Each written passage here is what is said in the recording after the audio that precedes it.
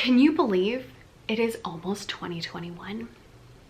Because I can't, but we are already in December, which means we're almost to the new year. I can't believe it, which might be because it's still like 80 degrees here in Georgia, even though, yeah, I am wearing a sweatshirt because it's Christmassy, so I was like, I have to. But I wanted to talk today about what you can do now to prep for next year. So I love planning. So you know I love to plan, and I wanted to give you something really strategic to do for this month. So this month I'm giving you 6 things that you should do in order to make sure that you are kind of on track and ready for next year. So let's hop right on in for what to do to ready your shop for next year.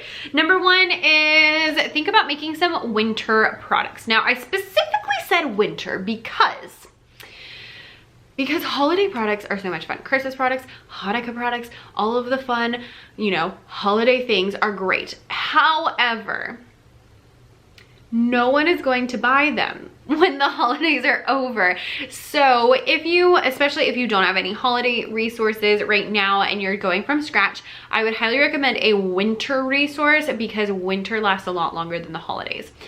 I wanted to start with this so that you don't feel like you have to spend all month making Christmas resources that people aren't really gonna buy until next year.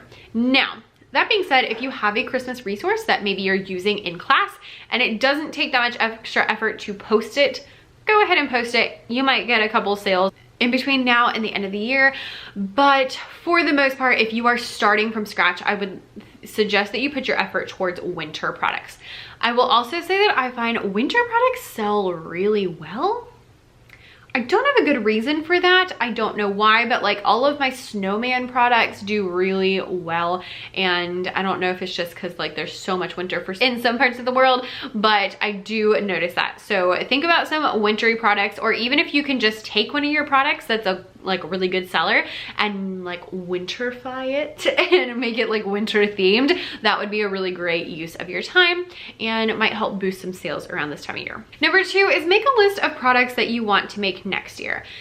If you have been around my channel for any amount of time, you know that I'm all about the strategic product lines, and that is specifically because I spent so long with like, here's a product, there's a product, there's a product, there's a product, and things were just not cohesive. And once I finally sat down and was like, okay, let's strategize instead of just like the random things that I'm posting, things got easier and they also got more profitable, which is like the win-win. So go ahead right now and think about what are some products that you want to make next year.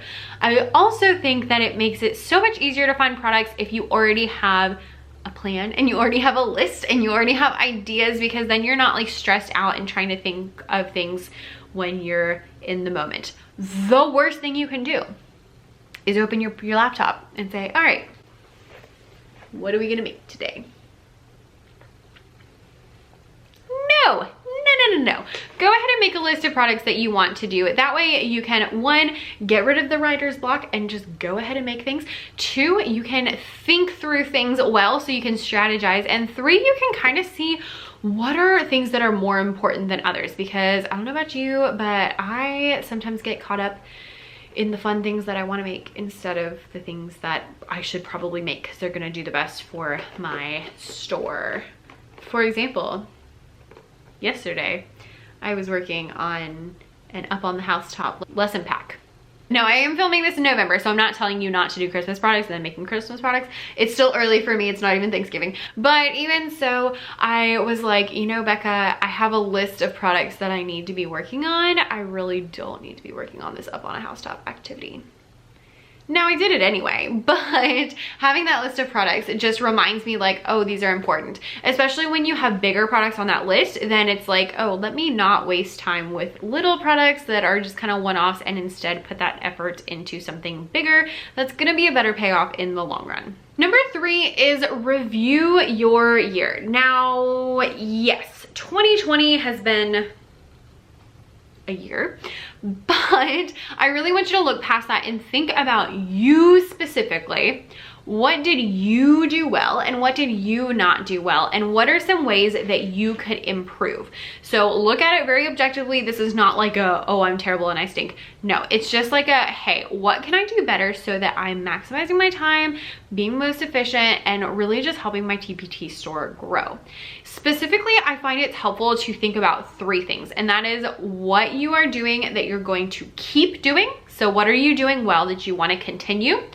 What are you doing that you need to stop doing? So things that are wasting your time, or products that are just not selling that you keep making anyway, things that you can stop doing in the next year, and then things that you would like to start doing. So things you aren't doing now that you would like to begin doing in order to help you. Narrowing it down to just those 3 things really helps you to think things through. And you can even make like a chart with like things to keep doing, things to stop doing, and things to start doing. And then just write down, you know, what are some things that you can do.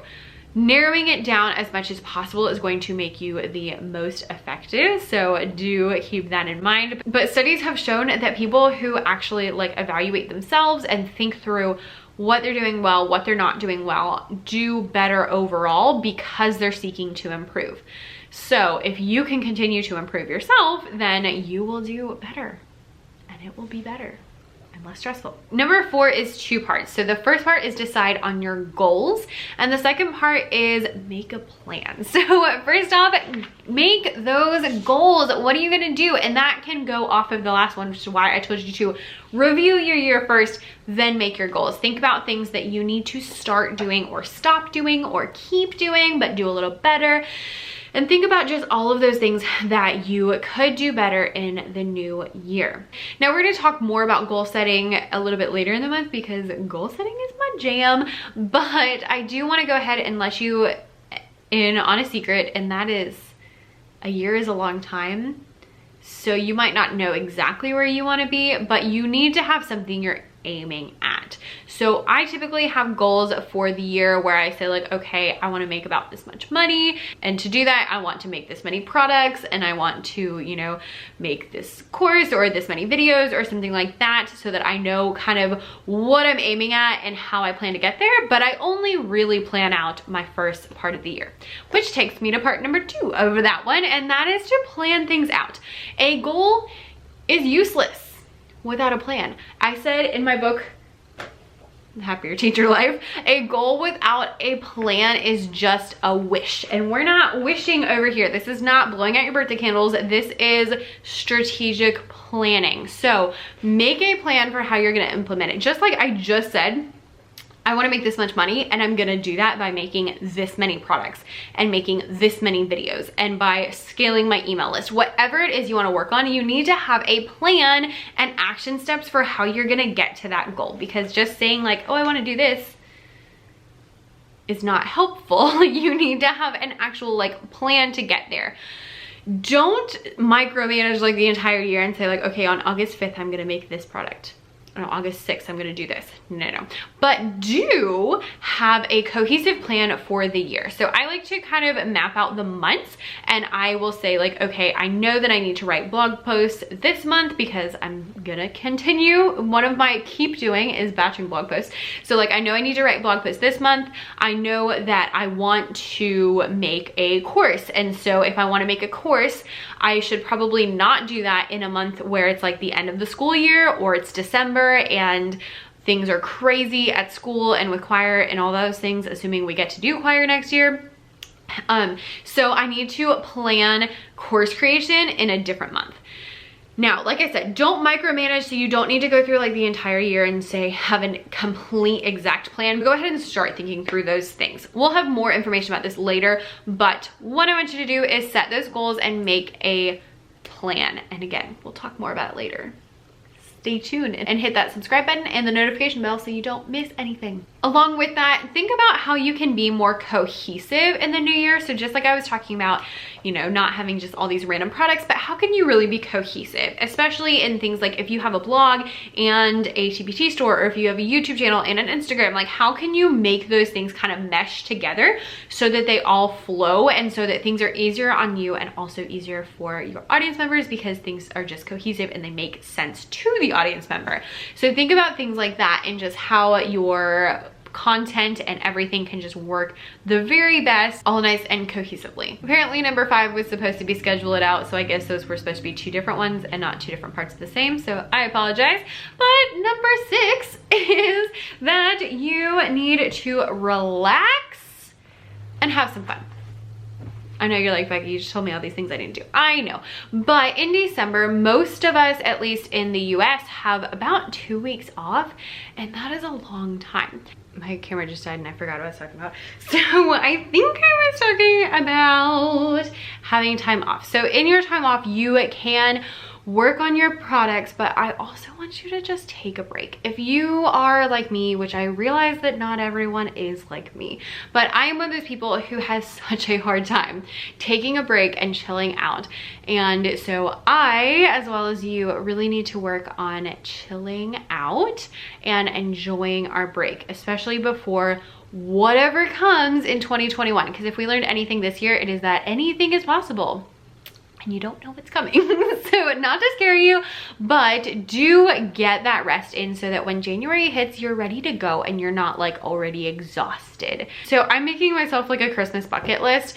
You'll probably see it before this goes out actually, because it will be in my bullet journal, but I have a bunch of movies that I want to watch, like the Santa Claus and Elf and the Grinch and just all those really fun ones. Miracle on 34th Street is one of my favorites.